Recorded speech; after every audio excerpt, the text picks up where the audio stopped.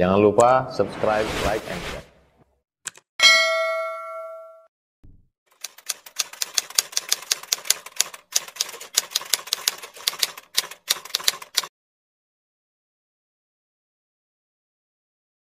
Dan malam ini kita memulai pembacaan kitab, kemudian penjelasan dan diiringi dengan tanya jawab, dan insyaAllah sampailah waktu isya.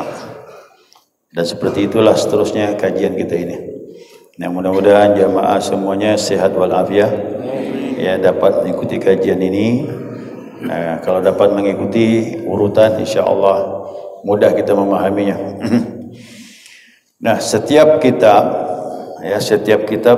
baik kitab fikih kah, kitab tauhid, kitab tasawuf atau kitab-kitab yang lainnya, setiap kitab itu memulai dengan Bismillahirrahmanirrahim. Nanti diiringi dengan tahmid alhamdulillah, bahkan diiringi dengan salawat dan salam kepada Nabi sallallahu alaihi wasallam. Ya, jadi begitulah kitab-kitab setiap dikarang ulama. Nah, mereka bertabaruk memulai kitab dengan Bismillahirrahmanirrahim. Nah, jadi awal-awalnya kita bahas Bismillah itu ada manfaatnya. Ya, kalau hanya dibaca saja ya cukup bacaan, tapi ini kan kita bahas sedikit, mudah-mudahan ada manfaat. Yang selama ini kita baca Bismillah, namun kadang-kala kita tak tahu apa yang kita baca ini. Nah, dalam kitab ini mukaddimah Bismillah pun dibahasnya sedikit, ya, supaya mendapatkan manfaat. Karena ada satu riwayat, ya, riwayat dari Nabi SAW. Nah, Nabi menyatakan, awalu ma katabahu Allah qalam Bismillahirrahmanirrahim. Pertama kali kalam Allah itu apa yang telah ditulis Allah di Lauh Mahfuz dari awal sampai akhir. Semua yang terjadi di alam ini dari awal sampai akhir, awal penciptaan sampai akhir penciptaan, itu sudah ditulis dalam Lauh Mahfuz. Nah, tapi kata Nabi, pertama kali kalam Allah menulis, yakni Bismillahirrahmanirrahim. Maka kata Nabi, fa idza katabatum kitaban faktubuha fi awwalihi. Kalau kalian menulis kitab, maka tulislah pada awal tersebut dengan Bismillahirrahmanirrahim. Ya. Maka pengarang kitab ini memulai dengan Bismillahirrahmanirrahim, dengan nama Allah yang menganugerahi segala nikmat yang tiada terhingga, baik yang besar maupun yang kecil. Saya memulai risalah ini. Nah, risalah itu kitab yang kecil, Bapak. Ya. Kitab-kitab yang kecil itu namanya risalah. Nah, risalah ini aku mulai dengan Bismillahirrahmanirrahim. Dalam Bismillah itu para jamaah sekalian ada 3 nama Allah. Ya, ada 3 nama Allah. Yang pertama Allah, yang kedua Ar-Rahman, yang ketiga Ar-Rahim. Coba baca Asma Sunnah. Dimulai dengan Allah dulu. Allah, Ar-Rahman, Ar-Rahim, Al-Malik, Al-Qudus, As-Salam sampai As-Sabur. Asma Sunnah pun Nabi mengajarkan mulai dengan kalimat Allah. Nah, ada Allah, ada Ar-Rahman, ada Ar-Rahim dalam Bismillah itu. Nah, mari kita lihat uraian daripada pengarang kitab ini, mudah-mudahan dapat manfaat. Ya. Bermula lafaz Allah itu nama bagi zat wajibul wujud. Allah Subhanahu wa taala, dia dirinya disebut zat wajibul wujud karena ada tanpa sebab. Beda dengan kita ini. Kalau makhluk ini disebut mungkinul wujud, boleh ada boleh tidak, tergantung yang mengadakan. Yang mengadakan berkehendak, jadilah kita ini. Kalau yang maha mengadakan tak berkehendak, tidak jadi kita ini. Nah, maka kita disebut mungkinul wujud, boleh ada boleh tidak. Sedangkan Allah tu zatnya ada tanpa sebab. Nah, zatnya itu punya nama. Nah, namanya itulah Allah. Dari mana tahu nama Allah ni? Dari utusannya, yaitu Nabi kita Muhammad sallallahu alaihi wasallam. Nah, jamaah juga begitu. Ini zat kita ini beda dengan zat Allah. Beda lah. Kalau Allah mukhalafatul Awadis. Saya ini, insyaAllah, saya dipanggil Awab. Nama zat diri saya Awab. Waktu lahir diberi nama itu nama zat diri. Allah Subhanahu wa taala nama zatnya adalah Allah. Tapi ingat, zat Allah tidak bisa disamakan dengan kita ini. Kenapa diberi nama? Supaya nyaman memanggil, nyaman menyebut. Coba berdoa, coba panggil nama Allah itu kan. Udah tahu, ya Allah, namanya udah ada. Asal kata ulama, alif lam ha, ilahun. Ilahun penyembahan, tapi dimakrifatkan ditambah dengan alif lam ha, menjadilah dia Allah. Dan ini nama zat, nama yang paling tinggi. Nah, sekarang ditambah lagi, bagaimana dengan Ar-Rahman Ar-Rahim? Ar-Rahman Ar-Rahim nama sifat, bukan nama zat. Maka Allah nama yang tertinggi. Nah, pengasih, penyayang. Ar-Rahman Ar-Rahim, pengasih, penyayang, nama sifat. Tapi dirinya disebut nama zat. Saya, nama zat saya Awab.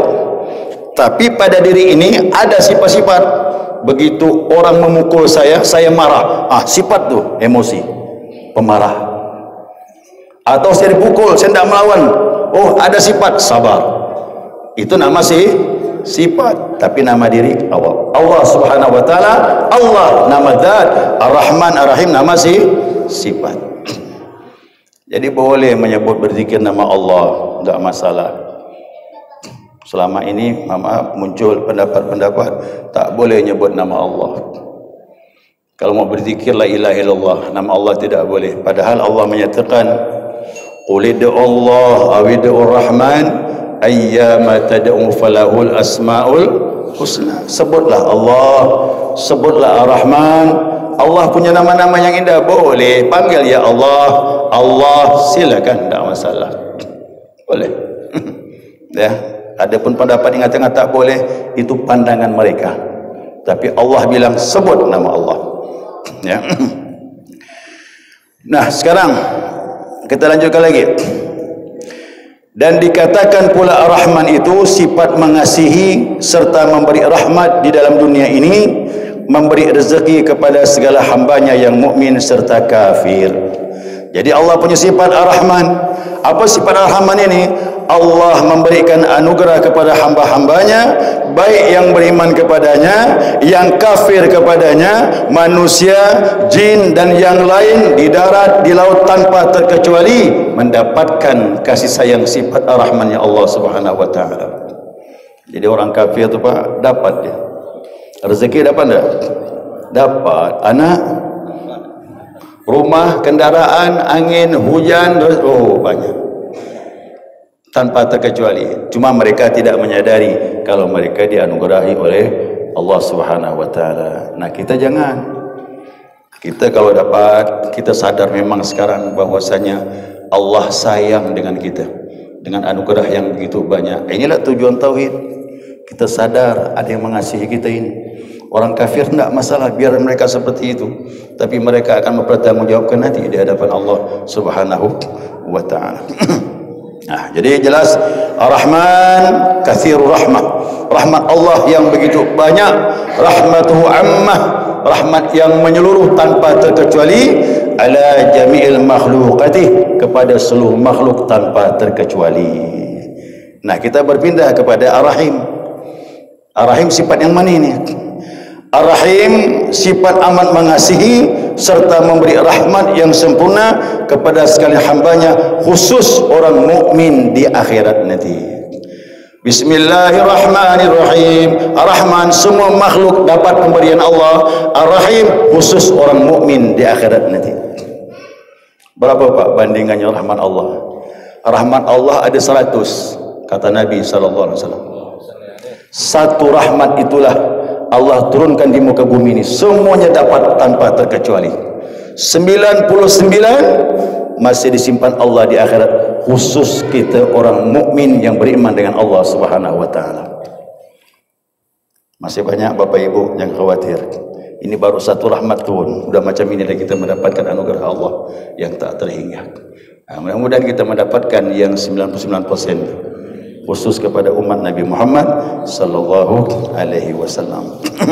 Nah, jadi rahim itu sayangnya Allah khusus kepada hamba-hambanya, ya, yang beriman kepadanya, kelak balasan di akhirat. Lanjut lagi nih Pak, ya. Maka Ar-Rahman itu khas bagi lafaznya, yakni tertentu kepada Allah Ta'ala saja. Jadi nama Ar-Rahman khusus kepada Allah, tidak boleh disematkan kepada selain Allah. Ingat jemaah sekalian, mana ada makhluk yang mampu memberi makan seluruhnya ini kalau bukan Allah Subhanahu wa Ta'ala. Nabi Sulaiman pernah berkata, ya Allah, beri aku izin memberi makan ikan. Disiapkan dengan makan begitu banyak, ikan belum selesai, makanan sudah habis. Itu baru ikan, belum makan yang lain, belum hewan yang lain. Baru mengakui Nabi Sulaiman bahwasanya Allah mampu memberi makan seluruh makhluk tanpa terkecuali. Berarti sifat Rahman ini tidak boleh disematkan kecuali hanya kepada Allah Subhanahu wa Ta'ala. Makanya kalau beri nama anak, jangan beri nama Rahman, tambah di belakangnya Abdun, menjadi Abdurrahman. Kalau sudah disebut Abdurrahman, jangan panggil Rahman, tetap panggil Abdurrahman. Kalau kita panggil Pak Rahman, kita memanggil nama Allah Subhanahu wa Ta'ala. Orang Arab tidak mau ada nama dipanggil Rahman. Tapi kalau ada nama Pak Rahim, masih boleh, nanti kita bahas. Orang nama Abdurrahim dipanggil Pak Rahim masih boleh. Pak Rahim masih boleh. Tapi kalau orang nama Abdurrahman dipanggil Pak Rahman, tidak boleh. Kenapa? Nama itu hanya untuk Allah Subhanahu wa Ta'ala. Mohon maaf, kita ni banyak merubah nama. Nama Abdurrahman, nama Sulaiman, nama Parman, semuanya dipanggil Man semuanya. Nah, itu berkahnya kurang. Nyebut nama anak itu tidak lengkap. Kalau orang Arab tidak mau dia sebut nama Abdurrahman. Dan nama yang terbaik kata Nabi SAW dalam sebuah hadis, nama Abdullah dan nama Abdurrahman. Hadis sahih itu. Tapi anak-anak sekarang dapat nama tidak mau dia. Pak Ustaz, beri nama anak saya ni, saya beri nama Abdullah, tidak mau. Datang lagi minta nama anak, Pak Ustaz yang bagus, nama Abdurrahman, tidak mau dia. Apa sebab Pak? Nama orang dulu-dulu kata dia. Nama orang dulu-dulu. Padahal nama ini bawa keberkahan, ya, bawa keberkahan menjadi hambanya Allah Subhanahu wa Ta'ala. Coba lihat sahabat tu. Coba lihat sahabat nama yang paling banyak Abdullah, Abdurrahman. Nama-nama yang tak pas Nabi ubah. Seperti siapa? Abdurrahman bin Auf, asal namanya Abdul Ka'bah, hambanya Ka'bah. Nabi melarang jangan berhamba dengan Ka'bah. Ka'bah itu simbol saja kiblat kita, tak boleh berhambakan dengan Ka'bah. Ganti kata Nabi, kasih nama Abdurrahman. Semenjak itulah berubah namanya Abdurrahman bin Auf. Ya, Abdurrahman bin Auf. Nama Abdullah banyak, Abdullah bin Mas'ud, Abdullah bin Abbas dan sebagainya. Sekali lagi saya sampaikan jamaah, tolong jangan menyebut orang bernama Abdurrahman dengan Pak Rahman. Kau dapat usahakan sebut nama Pak Abdurrahman, itu yang terbaik. Nah, kemudian khas lafaznya hanya kepada Allah Subhanahu wa Ta'ala, selainnya tidak boleh disifatkan dengan Ar-Rahman, namun pemberiannya menyeluruh. Tadi itu kita bahas, Allah beri seluruh makhluk dengan sifat Ar-Rahman ini. Adapun Ar-Rahim umum pada lafaznya, yakni selain Allah, maaf. Adapun Ar-Rahim umum pada lafaznya, yakni selain Allah, boleh menyandang sifat Ar-Rahim tapi majaz. Jadi jelas ni ya. Nama Abdurrahim boleh dipanggil Pak Rahim. Apa sebab? Boleh dinisbahkan kepada Allah, boleh juga dinisbahkan kepada selain Allah. Cuman majaz, bukan hakiki. Mana dasarnya? Sifat Nabi Muhammad sallallahu alaihi wasallam dalam surah At-Taubah terakhir. Laqad ja'akum rasulun min anfusikum azizun 'alaihi ma 'anittum harisun 'alaikum bil mu'minina raufur rahim. Nama Nabi Rauf dengan Rahim. Nabi dengan orang mukmin kata Allah Rauf, santun lembut dia, Rahim sayang lagi. Nah, berarti Nabi disifatkan dengan Rahim sama dengan sifat Allah Subhanahu wa taala, namun majaz. Nah, jadi nama Pak Abdul Rahim boleh panggil Pak Rahim. Ada lagi Abdul Rashid boleh panggil Rashid. Boleh nisbahkan kepada Allah, boleh juga kepada selain Allah Subhanahu wa taala. Namun pemberiannya khas, khusus kepada orang mukmin saja di akhirat. Ya, orang akan mendapatkan kasih sayang Allah Subhanahu wa taala di akhirat dengan sifat rahimnya Allah Subhanahu wa taala. Baik jamaah, saya menjelaskan sedikit bahwasanya sifat rahim Allah ini tak terbatas. Sayangnya Allah kepada kita ini tak terbatas. Rahim, Rahman sebenarnya sama, cuman masalah pemberian saja. Asal katanya rahimah, sayang, kasih, sama. Rahman pemberiannya banyak, khusus untuk Allah saja namanya. Rahim pemberiannya khusus orang mukmin dan selain Allah boleh menyandang itu. Tetapi hakikatnya sifat Rahman Allah tak terbatas, sifat Rahim Allah tak terbatas. Kalau jamaah sekalian belajar fikih, Allah tu seolah-olah keras. Wajib salat, kalau tidak neraka. Wajib lakukan ini, kalau tidak neraka. Itu fikih, Pak. Tapi kalau kita belajar ilmu tauhid, sebenarnya Allah wajibkan salat, wajib puasa Ramadan, wajib zakat, wajib berzikir, wajib sedekah. Sebenarnya Allah sayang dengan kita. Di balik itu Allah ingin meraih, mengambil kita untuk didekatkan dengan Allah Subhanahu wa taala. Dan termasuk kita ni maaf. Mungkin kita buat salah, tapi Allah masih sayang menarik kita walaupun kita datang dengan kesalahan. Ya, pada waktu Nabi SAW mengumpulkan tawanan perang, ya, tawanan perang, di situ berkumpullah sahabat melihat tawanan perang tersebut. Di antara keramaian itu ada seorang ibu menyusukan anaknya, lalu anaknya lepas dari gendongannya dan berlari hilang dari keramaian. Si ibu tersebut mencari anak dari keramaian tersebut, menerobosi barisan-barisan mencari anak yang lepas dari gendongannya itu. Dan kejadian itu diperhatikan oleh Nabi SAW dan juga seluruh sahabat yang hadir pada waktu itu. Apa kata Nabi? Kau lihat kejadian itu? Kami melihat ya Rasulullah. Mungkinkah ibu itu akan mencelakakan anaknya? Tidak ya Rasulullah. Begitu dapat anaknya langsung disusuhkannya. Sayangkah ibu dengan anak? Sayang ya Rasulullah, kata sahabat, karena menyaksikan ibu itu menemukan anaknya dan menyusukan anaknya. Tapi Nabi berkata, Allahu arhamu min ibadihi min hadhihi biwaladiha.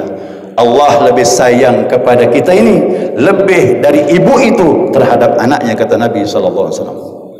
Jadi sebenarnya Allah perintah salat tu Allah sayang sama kita, mau selamatkan kita dunia dan akhirat. Allah suruh puasa Ramadan agar jadi orang yang bertakwa, orang yang baik. Berarti Allah tujuannya baik kepada kita ni. Cuman kita tak faham.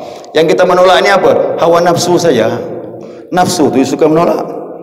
Ya, sebenarnya Allah sayang dengan kita dengan tak terhingga. Nah, baik jamaah sekalian, mulai sekarang kalau ingin dapat pahala yang lebih besar, waktu makan bismillahirrahmanirrahim. Pahamkan Allah nama Zat, Rahman nama sifat, pemberiannya tak terhingga seluruh makhluk dan nama itu hanya milik dia. Ar-Rahim nama Allah Subhanahu wa taala, pemberiannya terbatas khusus kepada kita, namun nama itu boleh disandang kepada makhluk. Begitu kita membaca bismillahirrahmanirrahim dengan paham seperti ini, insya-Allah kita memakan, kita bergerak, kita berbuat, memulai bismillah, diberkahi oleh Allah Subhanahu wa taala. Ini ilmu, Pak. Ya, ilmu. Bismillah itu punya ilmu. Siapa yang mengamalkannya, insya-Allah diberkahi dalam kehidupannya sehari-hari. Nanti ada hadis Nabi itu. Nah, terakhir saya akan menyampaikan sebuah hadis dari Nabi sallallahu alaihi wasallam. Nah, hadisnya begini, waktu Nabi Isra dan Mi'raj. Nabi Isra dan Mi'raj dibawa oleh Jibril alaihi salam, ya, neraka dilihatkan dan kemudian Nabi dibawa masuk ke dalam surganya Allah Subhanahu wa taala. Dalam surga itu Nabi melihat ada 4 anak sungai mengalir. Ya, 4 anak sungai mengalir. Begitu 4 anak sungai mengalir ini, yang pertama ya ini air putih, yang kedua air khamar, yang ketiga air madu, yang keempat air susu. 4 ini mengalir. Nah, lalu Rasulullah sallallahu alaihi wasallam bertanya kepada Jibril, "Ya Jibril, ini muaranya dari mana munculnya ini?" Nah, kata Jibril, "Ayo kita datangi 4 sungai ini."